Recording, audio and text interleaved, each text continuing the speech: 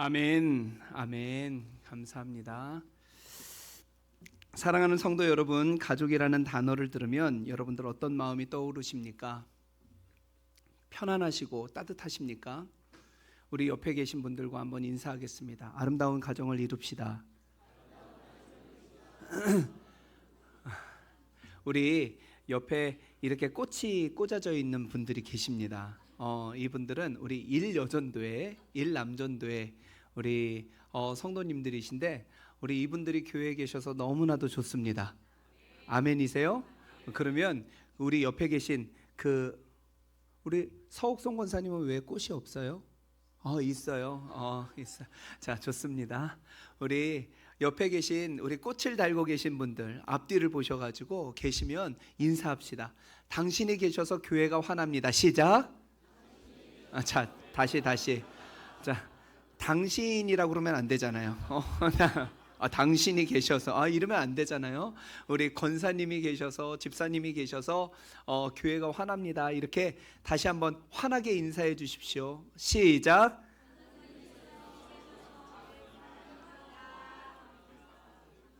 아멘입니까?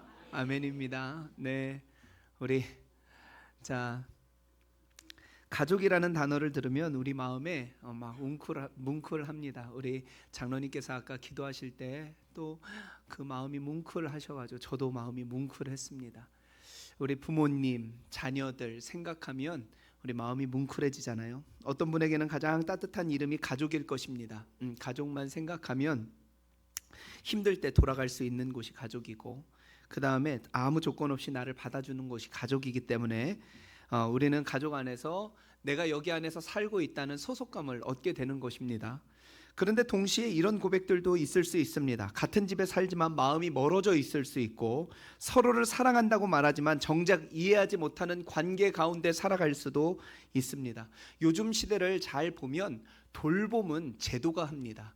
돌봄은 제도가 하고, 그 다음에 관계는 더욱더 얕아지게 되는 그러한 시대를 살아가고 있는 것 같습니다.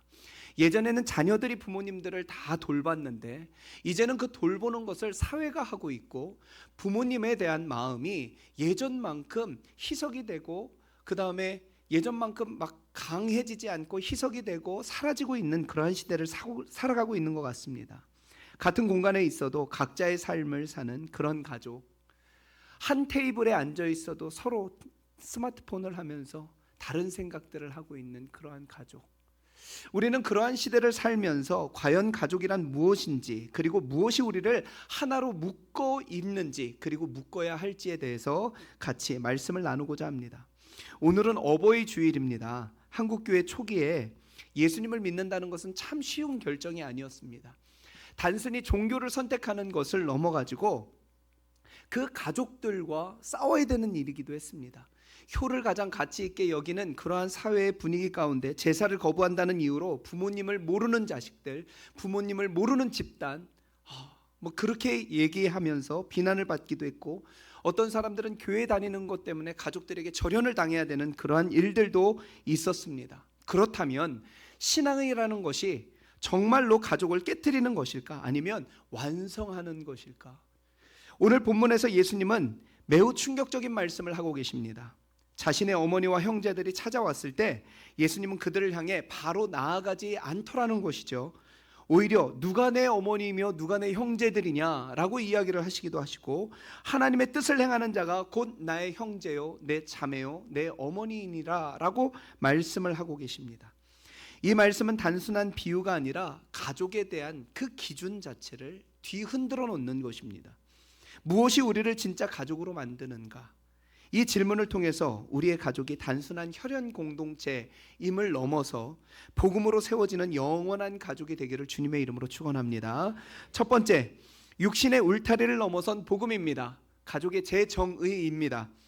예수님께서 말씀을 가르치고 계실 때 어머니와 형제들이 밖에 서서 사람을 보내어 예수님을 불러냅니다.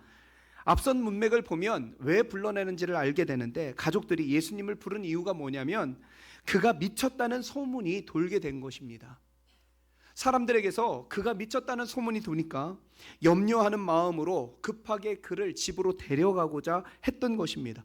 가족으로서 충분히 할 수 있는 반응이었습니다. 사랑하기 때문에, 염려하기 때문에, 걱정하기 때문에 내 아들이 사람들에게 미쳤다는 소리를 들으면 누가 가만히 있겠습니까? 집으로 데려가 보살피고 그를 데리고 있으려고 데려가려고 왔습니다. 이제 그만하면 됐다. 그만하면 됐으니 돌아가자. 우리 같이 집으로 가자. 이런 마음으로 온 것입니다. 그런데 이것이 문제입니다. 그 사랑이라는 것, 이것이 하나님의 뜻을 내 기준 안에 가두려는 시도였다는 것입니다. 가족은 가장 가까운 관계이지만 동시에 우리를 가장 쉽게 붙잡는 울타리이기도 합니다. 가장 가까운 관계이기도 하지만 우리를 가장 쉽게 붙잡는 울타리입니다. 그래서 내 기준에 맞춰 내가 하고 싶은 대로 가족들을 움직이려고 합니다. 이것이 육신의 가족이 갖는 한계입니다. 바로 그 순간 예수님께서 말씀을 하십니다. 33절입니다. 그리고 35절 우리 같이 두 말씀을 읽겠습니다. 시작. 대답하시되 누가 내 어머니이며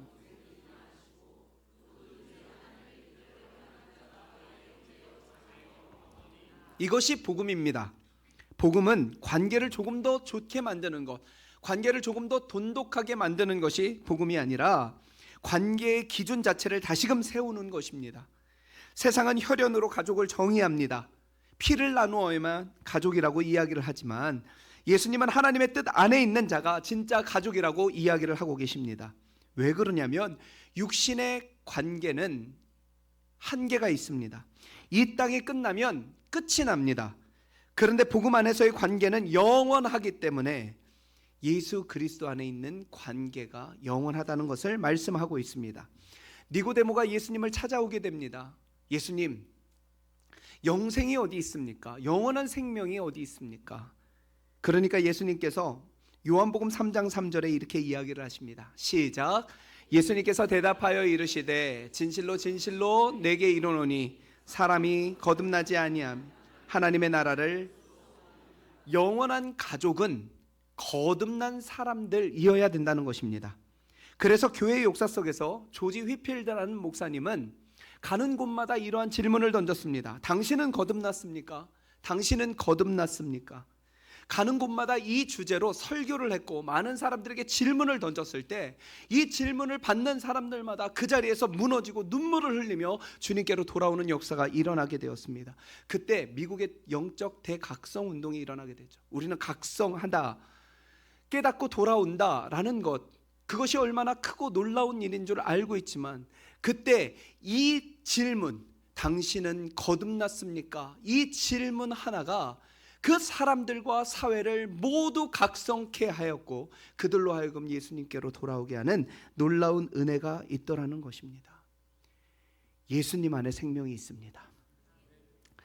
한자에 친할 친자, 여러분들 알고 계십니까? 친할 친자, 너무나도 좋아하는 말입니다. 친구, 친족, 친할 친자가 붙어있는 말은 안 좋은 말이 없습니다. 다 좋은 말, 가까이 있다라는 말이죠. 그런데 이 한자를 자세히 보면 나무 목자 위에 설립이 붙어 있습니다. 나무 목자 위에 설립이 얹어져 있고 그리고 그 옆에는 볼견이 있습니다.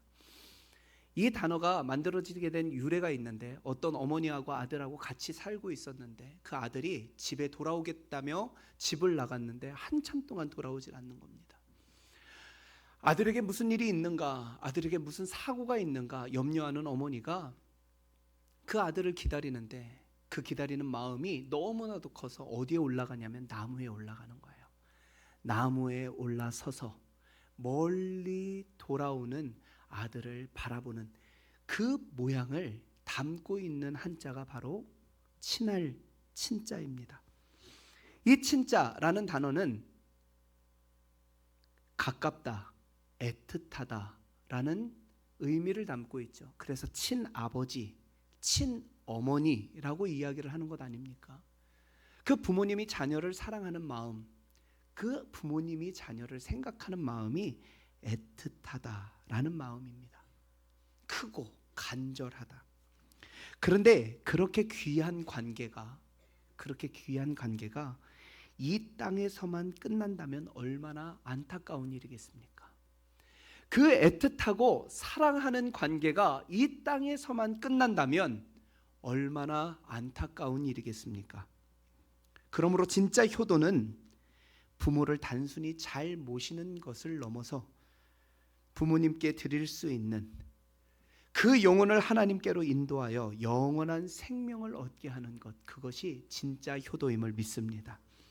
밥을 챙겨드리는 것, 건강을 살펴드리는 것보다 더 중요한 것은 내 부모님이 예수 그리스도를 믿음으로 말미암아 하나님 나라의 백성이 되고 하나님 나라에 가서도 영원히 그 관계를 유지하고 살아갈 수 있는 것, 그것이 바로 진짜 효도임을 믿습니다.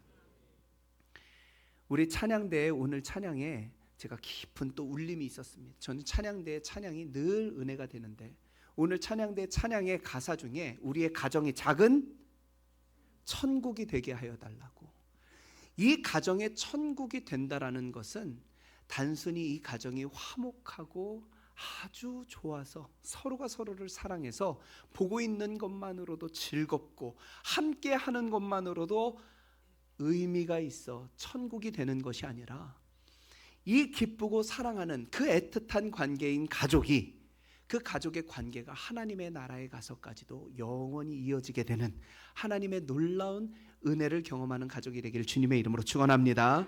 두 번째, 그리스도의 피로 맺어진 새로운 공동체 교회입니다.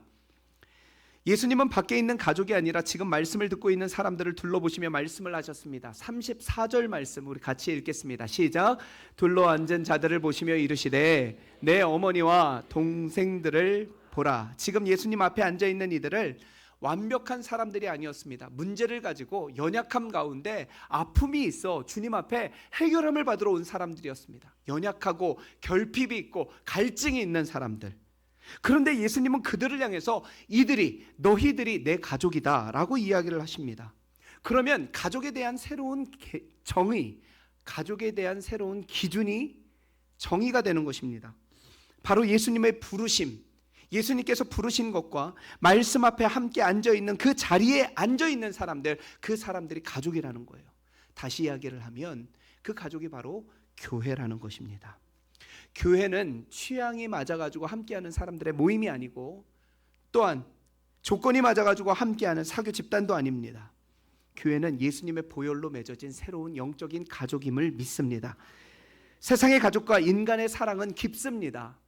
히브리서 말씀을 보니까 내가 사랑의 천사의 말을 하고 이럴지라도 사랑이 없으면 아무것도 없다. 사랑이 가장 중요하다. 자, 사랑이 깊고 사랑이 애틋하지만 그 사랑은, 인간의 사랑은 유한하더라는 것입니다. 하지만 교회는 다릅니다.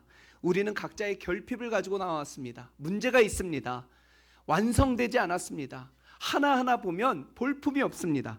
그런데 그러한 모임이지만 이 공동체 안에서 예수 그리스도의 부요함을 배우고 예수 그리스도의 부요함을 함께 나누게 되는 것입니다. 그러므로 우리는 이 교회 안에 있는 모습 그대로 나오게 되는 것이고 그 있는 모습 그대로 받아주는 것입니다. 내가 무너질 때 누군가 나를 위해 기도함으로 말미암아 세워지게 되는 것이고, 내가 낙심할 때 누군가의 믿음을 통해서 내가 다시금 일어나게 되는 것, 그것이 바로 교회의 모습이더라는 것입니다. 교회는 소비하는 곳이 아닙니다. 내가 가지고 있는 것을 다 쏟아내고 또한 내가 필요한 것을 얻어서 가는 그러한 곳이 아니라 함께하여 짐을 같이 지고 한 방향으로 나아가는 곳, 그곳이 바로 교회인 줄 믿습니다. 어버이 주일을 맞이하여 우리 이 자리에 나와 있는 우리 모든 성도님들 한 사람 한 사람, 우리는 꽤 괜찮은 사람들, 나이스한 사람들이 아닙니다. 문제가 있고 결핍이 있고 갈증이 있는 사람들입니다. 그런 사람들 하나하나를 그대로 받아주시기를 바랍니다. 또한 우리의 부모님들, 우리의 자녀들, 내 부모님과 내 자녀들처럼 돌보고 섬기며 이야기를 들어주고 품으로 안아주는 우리 모든 성도님들이 되시기를 바랍니다. 그러면 세상이 이 교회를 보며 뭐라고 고백을 하냐면 이곳에 하나님의 나라가 임했다라고 고백하는 것입니다.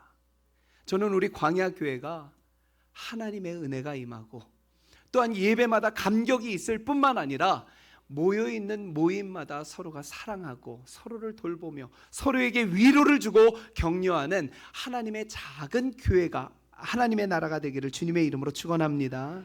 세 번째입니다. 하나님의 뜻이라는 영원한 끈, 순종의 연합입니다. 예수님은 마지막으로 관계의 기준에 대해서 명확히 이야기를 하고 계십니다. 35절 말씀 우리 같이 읽어보겠습니다. 35절 시작. 누구든지 하나님의 뜻대로 행하는 자가 내 형제요 자매요 어머니니라. 아무리 가까운 관계라도 그 안에 하나님의 뜻이 없으면, 하나님이 원하시는 바가 없으면 하나님의 나라의 가족은 세워질 수가 없다라고 이야기하는 것입니다. 그렇다면 우리는 하나님의 뜻대로 살아가고 있습니까? 하나님의 뜻이 무엇입니까? 하나님을 전심으로 사랑하는 것, 그리고 나를 사랑하는 것처럼 내 이웃을 사랑하는 것, 그것이 바로 하나님의 뜻입니다. 그리고 하나님의 말씀대로 살아가는 것, 그것이 하나님의 뜻입니다. 그런데 이렇게 살아가기 위해서는 내 고집, 내 자아, 내 정서, 내가 원하는 것을 내려놓아야 됩니다. 왜 그러냐면 하나님의 뜻을 이루기에 내 자아가 너무나도 큽니다. 내가 원하는 것이 너무나도 큽니다. 내 고집이 너무나도 단단합니다. 그래서 하나님의 뜻대로 살아가기가 쉽지가 않습니다. 그래서 성경은 너 자신을 부인하고 예수님을 따르라 라고 이야기를 합니다.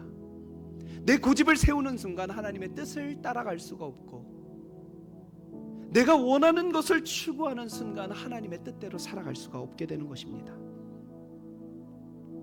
우리는 하나님께 100% 순종하며 살아가고 있습니까?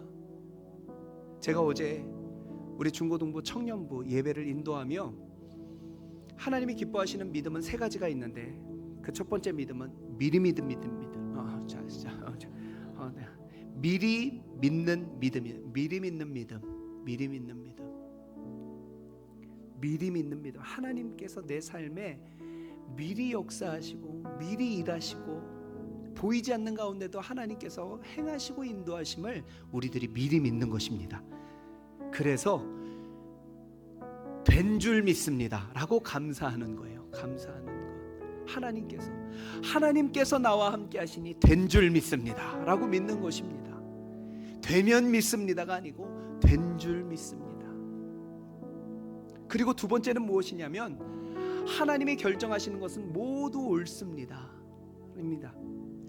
그 고백에서 나오는 고백이 무엇이냐면 하나님은 선하십니다 입니다. 하나님께서 결정하시는 것, 하나님께서 이루시는 것 모두 옳습니다. 그래서 하나님은 선하십니다 라고 고백하는 것이죠.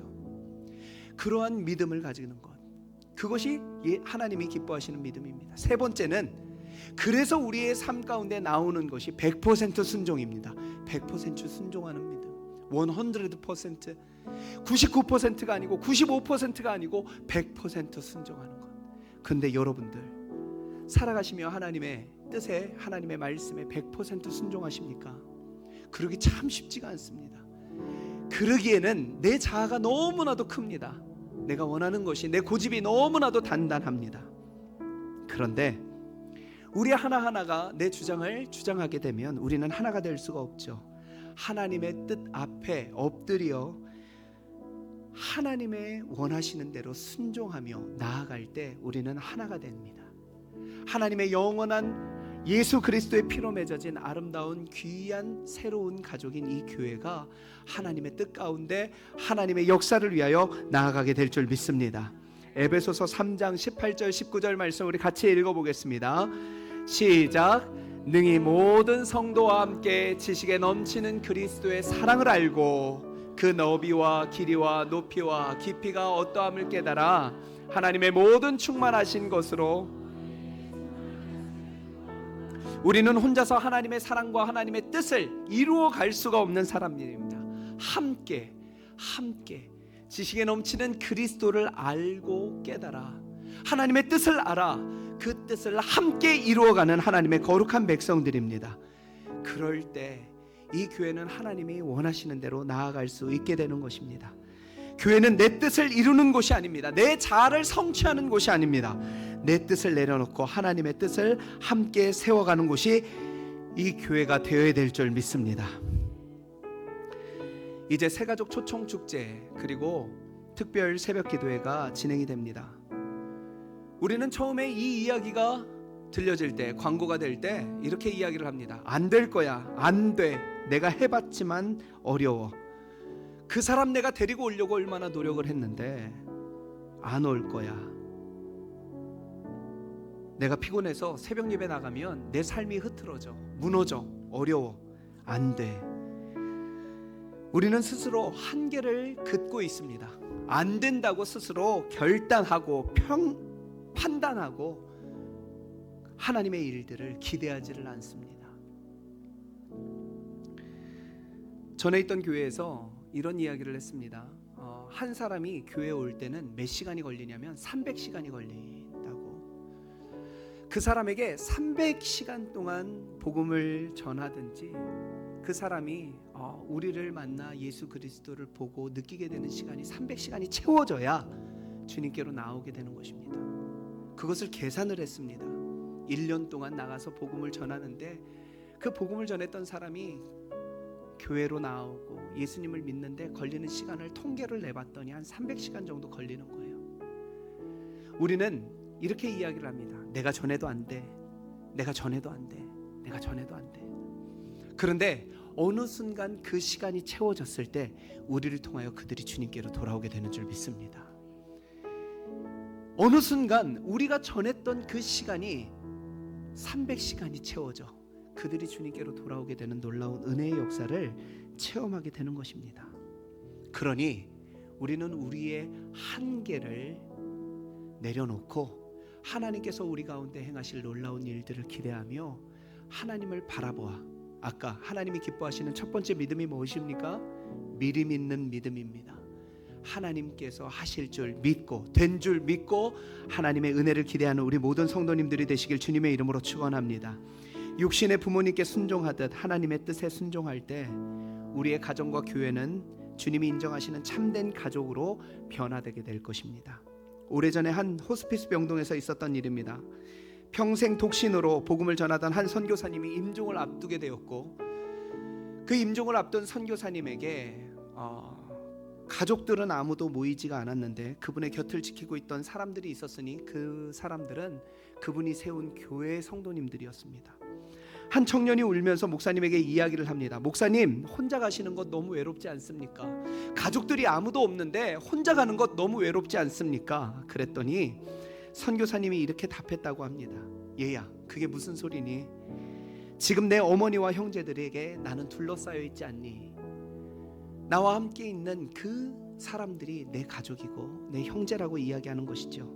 너희가 바로 주님이 주신 나의 영원한 가족이란다. 우리는 곧 아버지의 집에서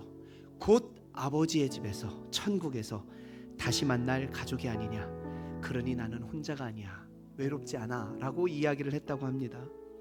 복음은 외로운 인생을 끝내는 것이고 영원한 가족을 시작하게 하는 것임을 믿으시기를 바랍니다. 이번 어버이 주일에 우리가 해야 될 일은 분명합니다. 부모님을 마음을 다해서 섬기십시오. 그것은 하나님의 분명한 명령입니다. 그런데 거기서 멈춰서는 안 됩니다. 부모님에게 이렇게 이야기를 하십시오. 아버지, 어머니, 저를 낳아주셔서 감사합니다. 하지만 무엇보다도 함께 예수님을 믿고 영원한 가족이 됩시다.